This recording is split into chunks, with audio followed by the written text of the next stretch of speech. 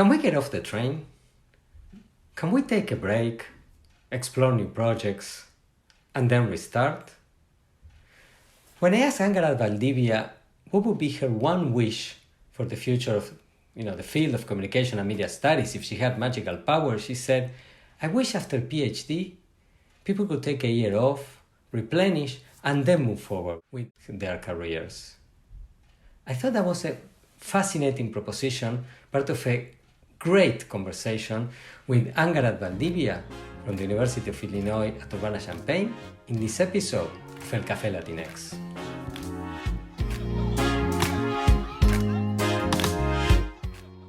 What's the experience of being a Latinx scholar in the field of communication and media studies? What are the main challenges and opportunities that come with our identities?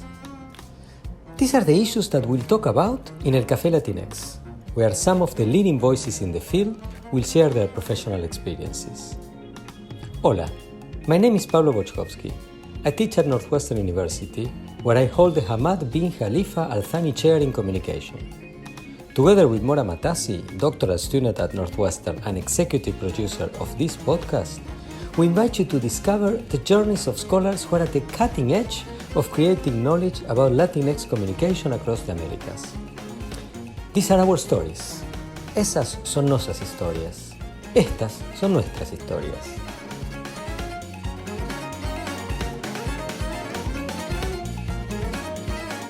Welcome to this new episode of El Café Latinx. We are truly honored to be joined today by Angharad Valdivia. Angharad Valdivia is Research Professor of Communication and Media Studies at the Institute of Communication Research and the Department of Media and Cinema Studies at the University of Illinois at Urbana-Champaign, where she has been since 1994. Before that, she worked at Penn State and she had many visiting positions in universities in Europe, Latin America, and North America, including Canada. She has had also a very, very distinguished and successful career as an administrator at the University of Illinois. She got her BA from the University of California, San Diego, and her PhD from UI-UC. She's the author of 3 monographs, co-editor or editor of another 6, and has had many, many articles and awards bestowed to her in her very distinguished career, including, very recently, she was named ICA Fellow in 2020, which is one of the highest distinctions in our field. So I'm very, very pleased to be honored and to be joined today, by Professor Valdivia. So tell us, just for starters, how did it all begin? How was the start of the journey that led you to become, a professor and such a distinguished professor as you are today? Yeah, I was looking at that question and I was thinking, well, all the way back to my abuelitas, my grandmothers, they were both teachers, right? So I grew up in an environment where there was no doubt that I was excel in school and that I was going to go to college. So I think that's not unimportant, right?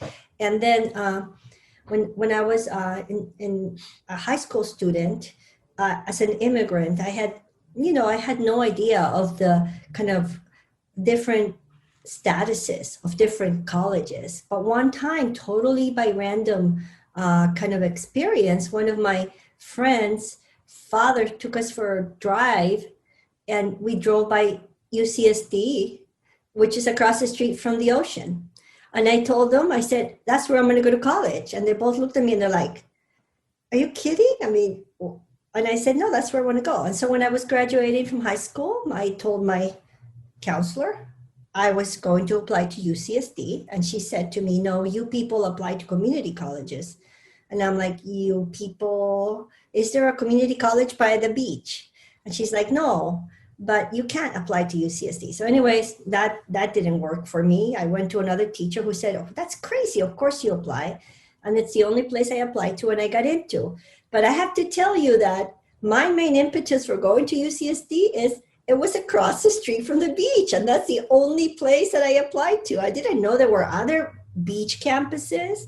And it ended up that I got just the most wonderful education there, right? We had Professors Hallen, Schutzen, and Professor Schiller, and it was a very good place for me to get an education. And then they all sent me to Illinois. So it was kind of accidental. And then I did not set out to become a professor, but I thought, I just don't know what I'm going to do with my life. So I'm going to keep studying and I'm going to keep doing this.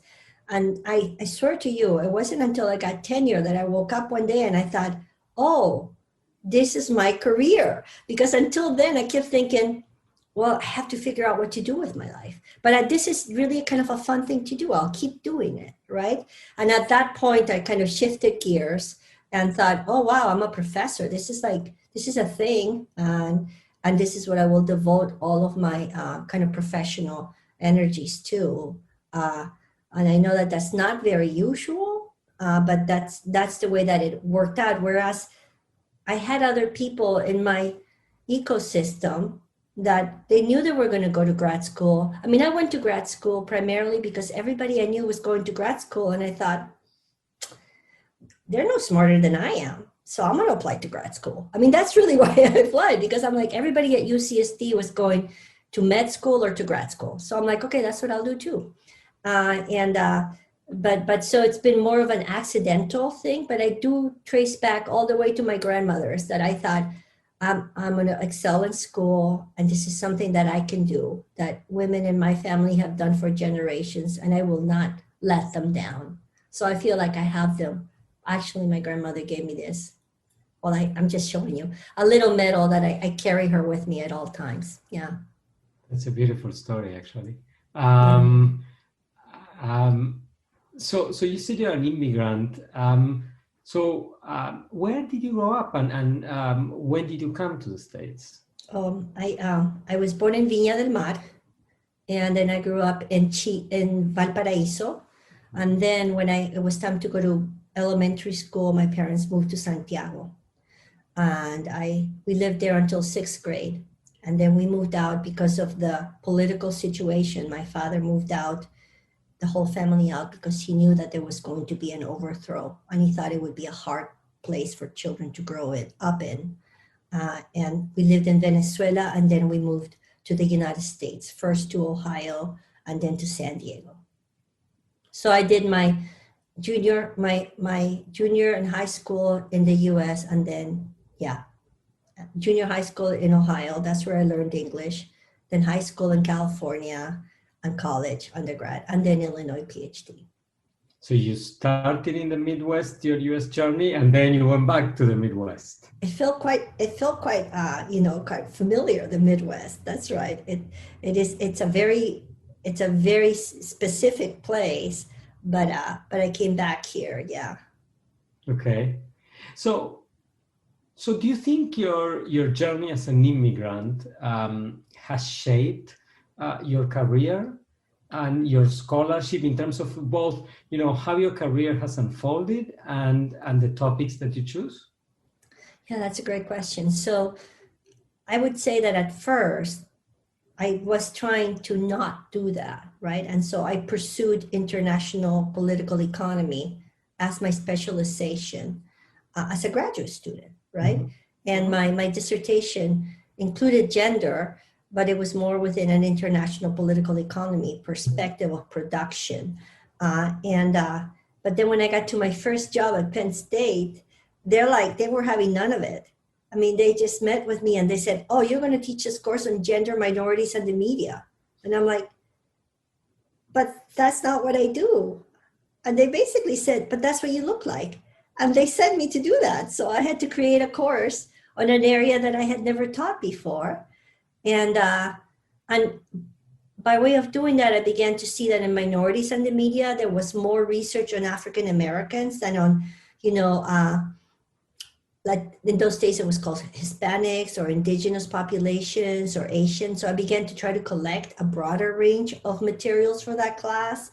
And then I began to look at the fact that the Hispanic stuff was, there was not enough. There was so much more to be done. And I kept being pushed retorted by colleagues. And they're like, what do you think about this? What do you think about that? So then I would turn those into little mini projects.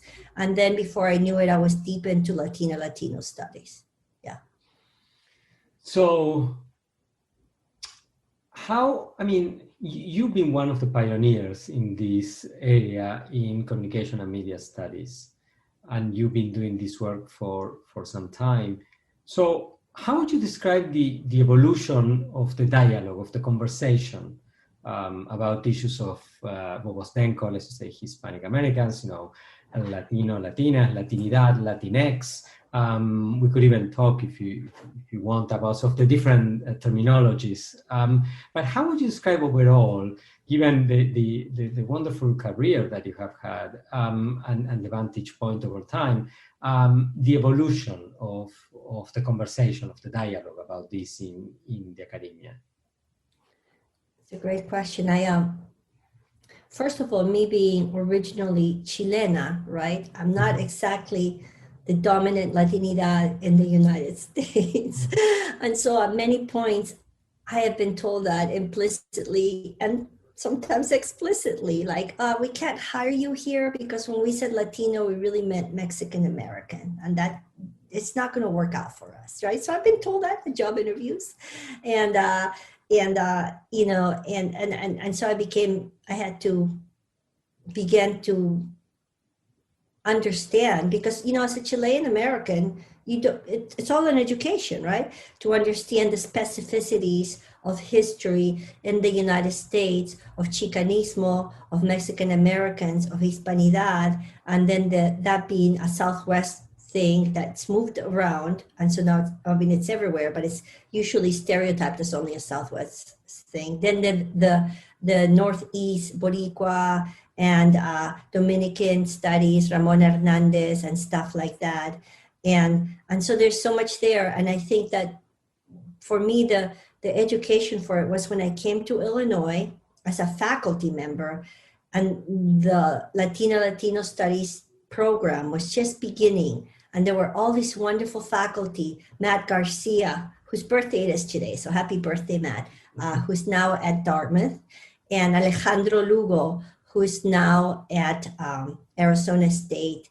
And I feel like they were my professors in schooling me about U.S. Latinidad, history, anthropology, and there was a lot to learn, and the relationality, and also the tensions. There's such tension because I would attribute most of the tensions to the limited resources allotted to the study of this area, that people end up fighting over each other, over the little crumbs that the academy throws at them. I don't think that the tensions arise out of intrinsic hostility, but just lack of resources. And so I've pursued that kind of a pan-Latino study with respect and attention to specificity, right? So I'm always saying things like, this is a flattening of Latinidad. You're pulling this thing out from here. But I've had to navigate this because I am an outsider within U.S. Latinidad. And I realized that, and a real minority within U.S. Latinidad, where the majority is still Mexican American, and rightly so, and Boricua and stuff like that. So I feel like I was schooled on how to navigate that, because when I first got here, I just thought, I thought in terms of Chilenidad being Latinidad, but of course that is understandable, but not educated enough. And so what strategies have you sort of developed over the years to successfully navigate that sort of outsider-insider position? Yeah. Try, like when I give talks or I go into a presentation and I have to say things like, I understand that the specificity of this region is a long-standing, history of indigeneity and Spanish colonization, and that this region used to be Mexico, right? So this is Mexicanidad, a Mexican Americanness here, that's the specificity, and respectful of the hybrid presence of indigeneity, Afro-Latinidad. So to really kind of call it out and you know, and also say I now speak from a Midwesterner kind of positionality. And here in our Latino Studies program, we have always strived for pan-Latinidad, because when we created the program, those of us that were here, we knew that there were these very, very intense political affiliations with specific identities, but yet we were in the middle of nowhere, and we had to be, we wanted to be inclusive. We wanted to be we created it as pan-Latino, pan-Latina, and we wanted to be gender inclusive. So we said Latino studies. And at recent points, people have wanted, or not wanted, discuss the possibility of Latinx, but we've opted to say Latino studies. I would say kind of following Ricky Rodriguez's, you know, kind of exhortation, asking us to honor the specificity of the Latino. He speaks as a queer Latino. He says, I want to speak of Latinos. I don't want to speak of Latinx. So I don't want to lose that specificity. So we have thus far opted to stay Latino, but anybody that wants to identify or call anything Latinx, of course, that's their prerogative to do. We're not judging. We're just, that's the way that it is still kind of being decided. And I realize this is a very important thing. You know, my daughter considers herself Latinx, and she rolls her eyes whenever I say Latino. So I see this partly as generational, and I'm very, you know, respectful of her Latinxidad. And yeah, so it's, I find that it's great that people are having these conversations, because this speaks to a maturity and a visibility to be able to articulate these different subjectivities. And do you find yourself having these conversations in the classroom, and are they similar, different from the conversations that you have with your colleagues or with your family? Okay, so in the classroom, not very much, because I teach in media studies and communication. So I don't have that many Latino studies or Latino students. So I have some, but not a lot. And so not very much in the classroom, not even in the doctoral student classroom. Now I do have seminars with my Latina students, and I think most of them consider themselves Latinx now. And this doesn't really come up as an issue. I mean, they use the term, you know, whatever, and I'm respectful of it. In the family, it's just so different, you know, Pablo, because I mean, for example, I have, you know, in the previous generation, there's still a lot of my family that lives in Chile. So this all this thing is gobbledygook to them. You know, they're like, what those gringos are locos, you know, what are they spending time talking about this? So that's their kind of take on it. So whatever. But, you know, people who are here of the previous generation, when they see the word X, they think of triple X. So they don't want to use Latinx, because I, you know, like, you don't quiero estudiar sexo, you know, that kind of a thing. I mean, you know, so I don't know if the younger generation realizes that when you add X to words for a particular generation, they're thinking triple X, double X, X-rated. So what does that mean, that Latinos are X-rated? I'm like, no. And so, you know, Latin America, they use the E, right? Latines. I think that's a little bit better, because the X or the X does signify something overlapping with sexually explicit content that a particular generation does not want to be associated with. But in my family, I think that doesn't come up that much. You know, issues of sexuality have come up, as I have, you know, a sister that's come out, and she wants us all to kind of call out our gender and be gender inclusive, more so than the way to call our Latinidad out. Okay, and going, you know, following up on, you know, what you said about your family back in Chile, you know, we are all locals and things like that, but taking it out of the context of the family and into the context of the field, I mean, there are people who do international communication, international media studies, who focus on Latin America, and then there are people who study issues of Latinidad in the US. What has been your experience navigating both worlds and the continuities and discontinuities, between the study of Latin America and Latin American type issues and the study of Latinidad in the US? Right.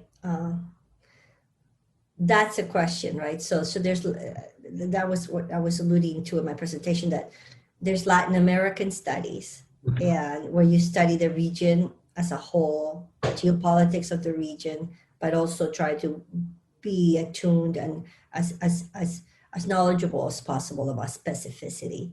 And then there's the US Latino experience, which has its own history.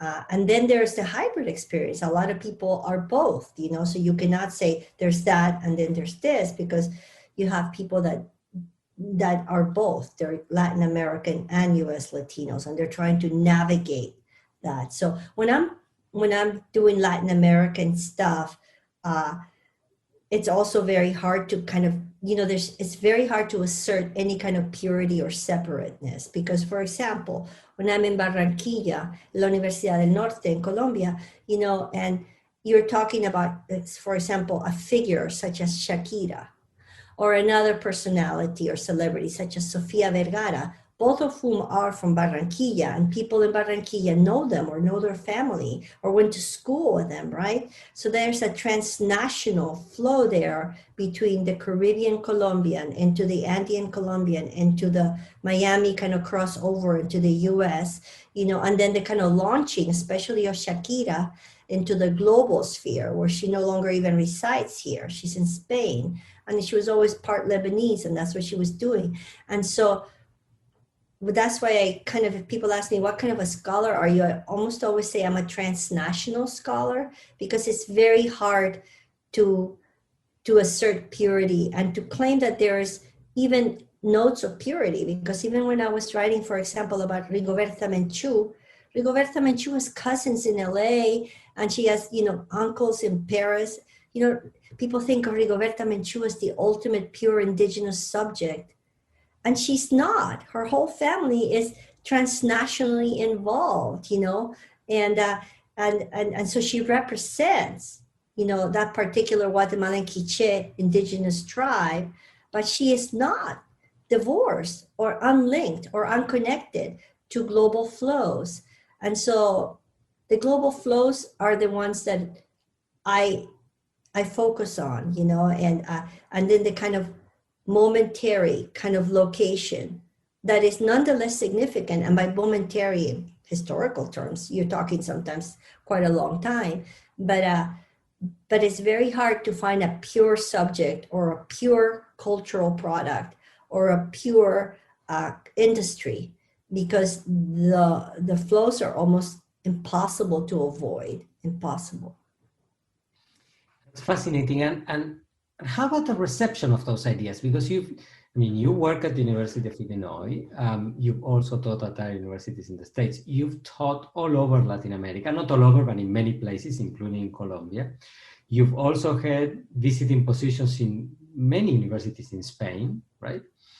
Over periods of time. So you have had in the classroom and with colleagues conversations about your ideas in different locales, right?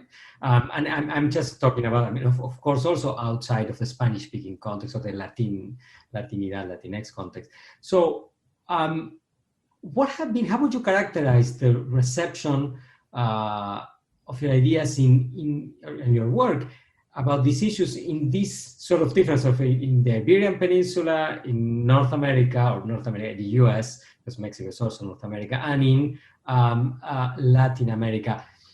Any major patterns of similarity and difference? Any observations about, not only how, the objects of inquiry flow, but the cultures of reception flow as well? Mm-hmm. So as you were asking your question, I was thinking the most kind of almost protected or region-specific audience that I've ever had has been in Uji, which is in Castellón, in the province of Valencia in Spain. And there, it's almost like stepping into another era, because the classroom there, and it was a master's level classroom that I taught, the students there were very much regionally rooted. School, they spoke Valenciano. They didn't speak Spanish. And they had to be forced to speak Spanish to me because Valenciano is similar but not the same. And all of their cultural references and were so local. It was almost like somehow they had managed to preserve a little bubble in a way that I didn't see anywhere else in the world. Not in Madrid, not in Barcelona, not in Santiago, Valparaíso, Barranquilla, Bogotá, just like in Castellón, in Valencia. It was, and it's still that way, and it's so special, but it's literally like stepping into another century, right? In terms of that bubble of influence of the particular group that I work with. Now, in terms of, depending on what I'm doing, right? Because I do different things. When I do children and the media, and that's a really, just wonderful group of scholars throughout the world. When I'm working with the children and the media people in Chile, then they're so globally connected, or in Colombia, Preciosa Media in Bogota, for example, with Claudia Valencia. So their whole thing is about the flow and the conversation and the influence and los patrones, the patterns that might work. So that is a very, very global flow. Going from Munich, right, from EASY, from Maya Gott's kind of thing there, the pre-Jeunesse to, like I said, Colombia, Chile. That is and so when I go in there, we're talking, for example, about Disney, and I participated in a Disney project that was global, and how Disney is everywhere. And now it's impossible to measure race in Disney, for example, because what counts as white in Japan is not the same thing as in Colombia or as in the UK. So you couldn't measure it in this global project because everybody's definition of what white meant or what black meant was different. So you could not come to an agreement as to the most basic kind of categories. So, and that's international communication, also very global, but international communication research is still very Eurocentric, I would argue. There's books that's like decolonizing, and I'm like, this is not a very decolonizing table of contents, you know what I mean? And so I was very glad when Cristina Venegas and her colleagues just put out this book out of UC Santa Barbara that really incorporates a lot of indigenous people from activists and scholars from Ecuador and from Peru and from the Amazon in Brazil. So that was just launched last week. And so I saw that as a very salutary contribution to international communications. Now, in terms of gender, a lot of the times the gender global stuff is still very, very Eurocentric and white, right? And so you're still having to kind of say, you almost have to, almost at a token, kind of mention girls of color or scholars who are focusing on those issues. So I think that especially in girls' studies, there has been a lot of tension within the International Girls Studies Association, of which I am a co-president, in terms of inclusivity, right? We've had a number of issues with that. I'm trying to kind of, and in fact, that's why I am the co-president, because everybody else on the organizational board was not inclusive in terms of any kind of, markers of inclusivity. So I think that it depends on the topic that I'm doing. Now, when I talk about Latinos in the Latin America, that doesn't make a lot of sense there, right? That almost has no purchase. It's like, what are you talking about? You're talking about Latin Americans, right? I'm like, no, US Latinos. Also Latino Americanos. I'm like, no. So that is a conversation that repeats itself. And sometimes I'm wondering, why am I even trying to say this? Because it's not leading to a productive engagement with any kind of politics or topic. Yeah, fascinating. And then, given your research, given your experience, your embodied experience in your research, what if you were to translate what you just said, and we've been discussing for about half hour, to young scholars, both Latinx people in the US, but also Latina scholars, Latina scholars in Latin America, right? what advice would you give them as they start their careers, as they think about research projects, as they think about career strategies, all of that? What would you say about how positionality, shapes trajectories of younger colleagues? Yeah. And I don't know if you feel this way, but I feel like the situation now for these younger scholars is so much more challenging and competitive than it was when I was, coming up the pike. And, Same here. and it's the post-recessional world has been really, harsh, and this impacts everybody, including scholars, of course, except for STEM scholars, I think that's a whole different world. It's like, I hear if this what goes on there, I'm like, that's fantasy. You know what I mean?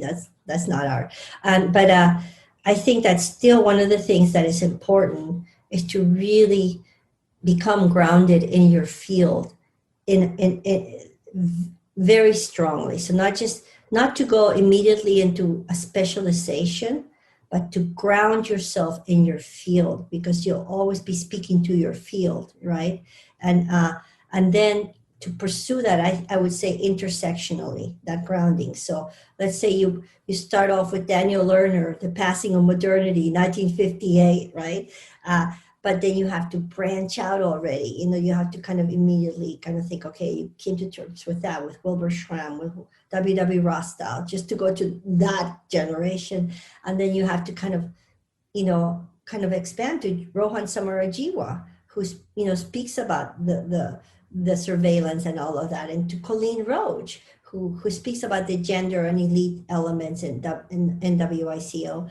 And so I think, so I think that grounding, immediately branch out to intersectionality, and to be, I always say to my students, you got to be respectful to everybody, because you never know. And it's a very, very small field. It's very small. So it's if you do anything wrong, it will come back to bite you, right? And so it's a horrible way to live, but the way to do it is just be as respectful and assume everybody's a professor. That's what I tell them. So when you're in a conference, if you run into somebody, you say, hello, Professor Valdivia, because you cannot believe people still treat me like I was as a grad student. And it's not because I look young, it's because they don't think that Latinas can be professors. That's what it is. But I say, just call everybody professor. If they're a professor, they'll go, yeah, I'm a professor. But if they're not, you're not going to offend them.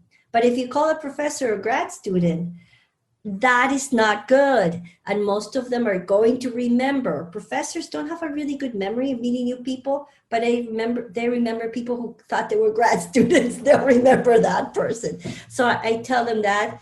And the other thing that I tell people is read who's writing stuff on your area, because the new stuff that's coming out. So one of my pet peeves in Latino studies is that everybody mentions Gloria Anzaldúa, and that's it.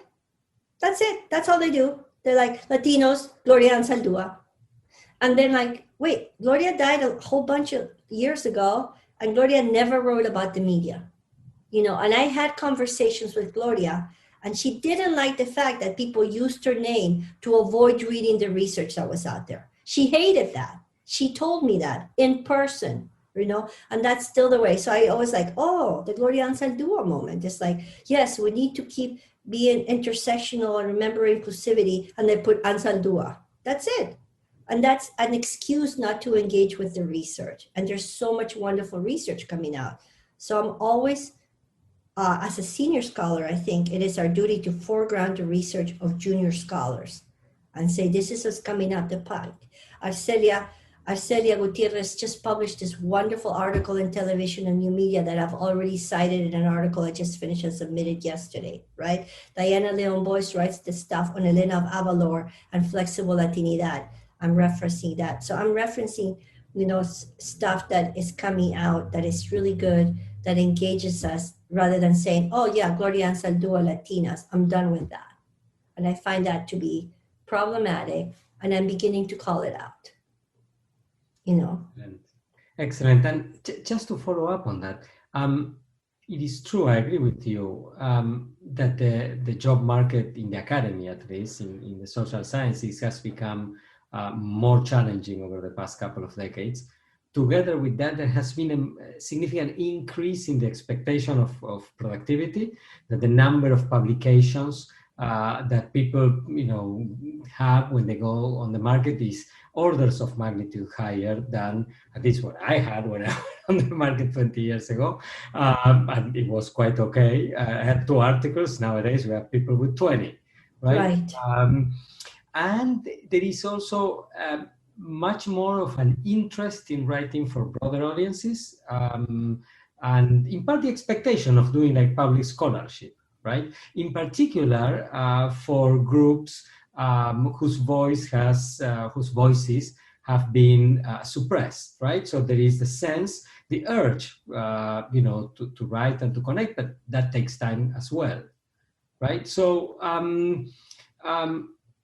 what advice you tend to give, for people who feel that they have to publish a lot, at the same time they want to engage in public debates, and it's also in part expected that they will engage in public debates, either through like op-eds or media writing or even on social media. So do you have any thoughts about how young scholars in particular from the Latinx community could sort of navigate successfully these challenges? Okay, so yeah, we expect so much of these young scholars. Like you said, when we went up for our jobs, we had a totally different vita than we are expecting them to have. When we went out for tenure, our files were not as thick as we expect them to have to get a job, in many cases. So I do mentor a lot of junior scholars. The first thing I tell them is, you got to take care of yourself, because if you this is too much if you pursue, and so it's like when you fly, if I ever fly again, right? It's like, put the mask on yourself before you put it on somebody else. So I'm like, are you putting the mask on yourself? Because I also say, you got to have a life, because the last thing I want, or the last thing academia needs, and I know you will agree with me on this, is another bitter colleague. You know what I mean? Bitter people who didn't have a life. Another your colleagues, and the faculty meeting is their life, and they're bitter. Oh my God. So I tell them that I'm not trying to create that. So you need to have a life, and I also tell them, academia will never love you. The university will never be your family. The university cares not about you at all. You have to recognize it for what it is. It's a neoliberal institution, and it cares about itself. And many times, there's no recourse. If you've been wronged, there's no recourse. Despite everything that is there in those little documents, they're going to win. So, whatever. So remember that. And I tell them to center themselves, because I don't want them to turn 50 or 60 and be bitter and have given up their youth to an institution that cares not for them other than as fodder. So I think that when you would start from that kind of centralization of a core of value, but not for the university, but in relation to community, right? That then you'll be able to weather what is very turbulent waters in the academy. So you got to start from that, I tell them. When they come to me and I'm like, are you getting enough sleep? Well, you can't do this if you don't get enough sleep. You know what I mean? During the summers, we're like, we have a food bank because there's food insecurity. Can students produce without food? No. You need to have a food bank, because if you don't fund them during the summer, what do you think happens? This doesn't take a PhD to do that math. And then after you can kind of do that, then chart a path that you find doable and that you can live with, and a lot of times I don't buy this BS about follow your passion. I think that's a rich person's kind of like, follow your passion. I'm like, yeah, right. Like that was ever my option, but to be grounded in something that is not dependent on the university, and then to figure out what the rules are and who your allies are. And that, as you know, is a very difficult task, because God knows I've been wrong. I've made that mistake till today. All the time, I'm like, oh, wow, I just figured that out. And so it's very difficult. So to find a group that'll be your community as you move through this process, to figure out who your advisors and mentors can be, and to provide that service to others too, because you can't just draw on that, but you have to be, again, community, a core that does not depend on valuation by the academy, because that'll just not lead to any good, and it'll make you a bitter person. And the academy or no institution needs any more bitter adults. I hope you agree with me on that. 110%. I don't want to create any more bitterness. No, 110%. Yeah. Yes, no, absolutely. So Angharad, if you had magical powers, and could be granted one wish about how you'd like the field of communication and media studies to change, what would you wish for? I would wish for, and I thought about this, and I actually thought about this a lot. I would wish for a pool of resources so that when the students graduating, instead of like immediately have to land running on and publish and do all these things that you said, that they would have a year in a place with other recent graduates, kind of like a postdoc fellowship, but not so, because a lot of postdocs now require people to teach. In fact, University of Nevada has a postdoc with a 5/5 teaching load. I don't know about you, but that's not a postdoc. No. That is not. Why do they have that number? I mean, that name to that. It just like the Venn diagram is like this: postdoc, 5/5. They don't go like this. So I would like there to be resources for people to take a breather after they finish their dissertation, without even an expectation of publication, but to talk and see where they're going to go. That not to count against them. It's not people to say, oh, what did you do that year? It's like, oh, that was the year that you were able to refocus and relaunch yourself now as an adult in the academic sense, right? Post-dissertation, because nowadays, I'm sending my students, they're getting a job, they have to publish their book, they have to create 5 new syllabi, they have to figure out everything you said. They're doing podcasts, they're doing NGOs, they're trying to have a public face. That's just too much. We should really kind of dial back. In fact, I've often encouraged people to stop publishing because I'm like, I can't keep up with all the reading. We should have a 3-year moratorium on publishing. That's what I said. Because I can't catch up. Every day I get a new book. I just recently got Angharad N's The Color of Creatorship, which is so good. And I'm also making my way through this one, Manufacturing Celebrity by Vanessa Diaz, on Latino paparazzi and women's reporters in Hollywood. Also incredible, and then I'm trying to teach and do all this. Somebody would just take a break so I can catch up, because I really want to also enjoy the pleasure of reading this wonderful stuff that's being produced by our junior scholars. The field is theirs, and I take a certain amount of satisfaction in thinking the field is in good hands. Oh, the field is in great hands, and you've mentored many of them. You too, I'm sure. Yeah. That's excellent. So thank you very, very much for a spectacularly insightful conversation. I really enjoyed learning more about your career and your views on career trajectories and the academy. So thank you for joining us. Thank you to our audience for listening. And I invite you to the next episode of El Café Latinx, where we'll continue these conversations about the experience as a Latinx person in the Communication and Media Studies Academy. Thank you very much. Thank you for inviting me, and have a great day. El Café Latinx is a production of the Center for Latinx Digital Media in the Department of Communication Studies at Northwestern University. I am Pablo Boczkowski, your host, and I'm joined by executive producer Mora Matassi.